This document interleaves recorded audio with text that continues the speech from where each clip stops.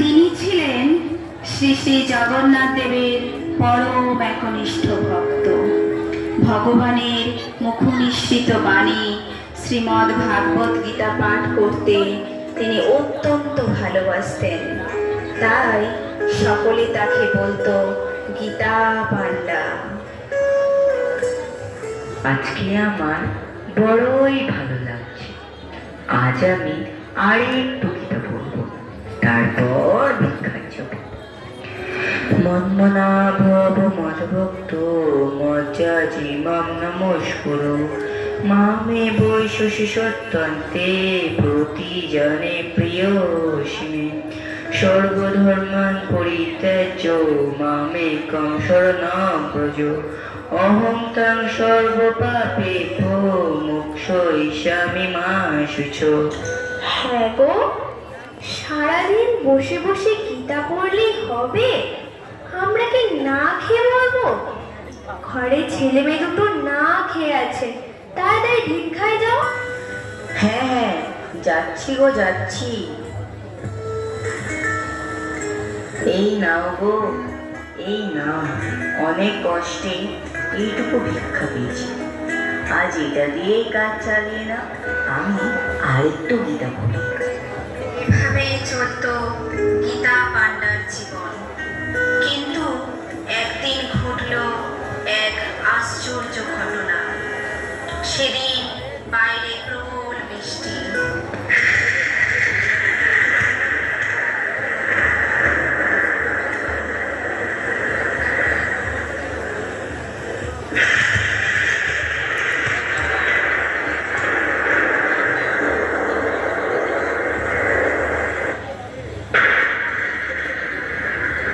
আজ আমি খুব খুশি, বাইরে বৃষ্টি হচ্ছে। আজ আমাকে আর ভিক্ষায় যেতে হবে না, সারাদিন শুধু গীতা পড়ব। কি গো, এখনো ভিক্ষায় যাওনি? আজ 3 দিন ঘরে কিছু নেই। আজও কি সবাই না খেয়ে থাকবো নাকি? আরে আজ ভিক্ষায় যাব কি করে? কিচ্ছু না, বাইরে বৃষ্টি হচ্ছে। আর তাছাড়া গীতায় ভগবান কি বলেছেন দেখো, অনন্যাশ্চিত্তয়ন্ত মাম যে জনা পর্যুপাসতে তেষাং মিথ্যাভিযুক্তানাং যোগক্ষেমাং বহাম্যহং। দেখো দেখো, ভগবান কি বলেছেন। তিনি বলেছেন, অনন্য চিত্তে আমার চিন্তায় মগ্ন হয়ে যে ব্যক্তি আমার উপাসনা করেন তার অপ্রাপ্ত বস্তু আমি যোগান দিই এবং প্রাপ্ত বস্তু সংরক্ষণ করি। দেখো, ভগবান তার ভক্তের প্রতি কত করুণাময়। দেখি তোমার গীতা। শুধু গীতা পড়লেই কি ভগবান এসে খাইয়ে দিয়ে যাবে? তোমার এই গীতা আমার দরকার নেই। ভগবান সব মিথ্যা কথা বলেছে। এই আমি কেটে দিলাম তোমার গীতা। এখন তাড়াতাড়ি যাও ভিক্ষা করতে, যাও এক্ষুনি। প্রচণ্ড দুঃখ পেয়ে ব্রাহ্মণ বেরিয়ে পড়ে ভিক্ষায়। এদিকে ব্রাহ্মণী অপেক্ষা করতে থাকেন তার আহার্যের জন্য। ও মা, বাড়িতে কেউ আছো গো? কারা বাবা তোমরা? কোথা থেকে এসেছো? এই তো একটু দূরেই আমাদের বাড়ি। ব্রাহ্মণ আমাদের এই 2 ধামা খাবার দিয়ে বললেন, যাও আমার বাড়িতে নিয়ে এসো। তাই তো এলাম। খুব কষ্ট। আহারে, একটু বসো, তোমরাও একটু খেয়ে যাও। অনেক কষ্ট হয়েছে তোমাদেরও। না না, আমরা কিছু খেতে পারবো না, আমাদের জিভ কেটে গেছে। আমরা কিছু খেতে পারবো না। সে কি কথা? কি করে হলো? সেটা ব্রাহ্মণ জানে, তাকে জিজ্ঞাসা করে নিও। আমরা আসি, আমাদের অনেক কাজ। সারাদিন ভিক্ষা করেও সে ক্ষুধার্ত তৃষ্ণার্ত হয়ে ক্লান্ত দেহে বাড়ি ফিরেন তিনি। কই গো, কোথায় গেলে? খুব তৃষ্ণা লেগেছে, একটু জল দাও। হ্যাঁ, যাচ্ছি। এই নাও জল, বিশ্রাম করো। আমি এক্ষুনি ফলার নিয়ে আসছি।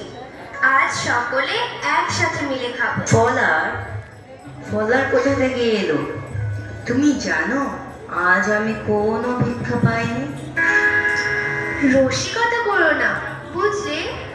তুমি না পাঠালে কে পাঠালো শুনি? দুধ ধামা ভর্তি করে নিয়ে এলো। কে নিয়ে এলো? দুটো ছোট ছেলে, একটা কালো আর একটা ফর্সা।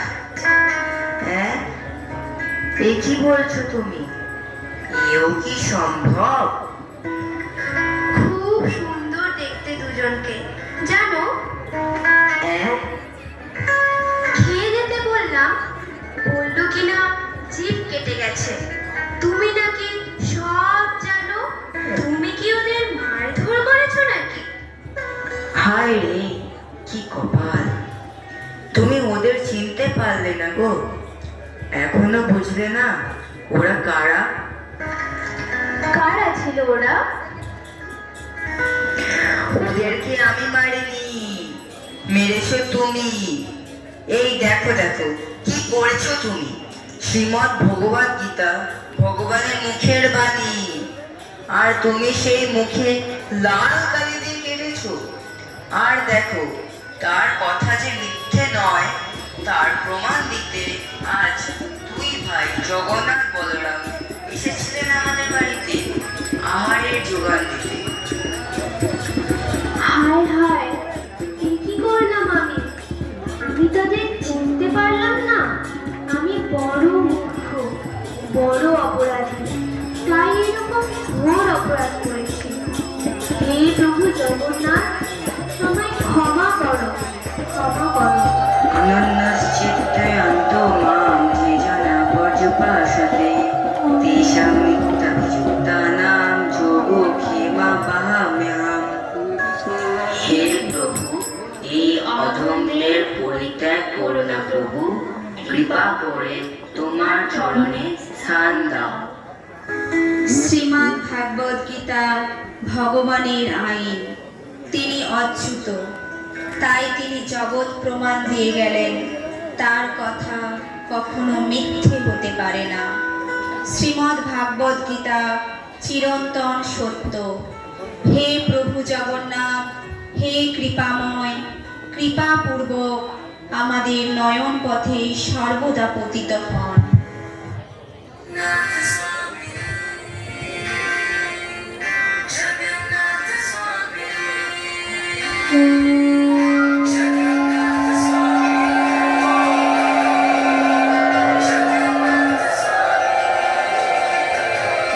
হিন্দালি ভক্তি বিকাশ আশ্রমের পক্ষ থেকে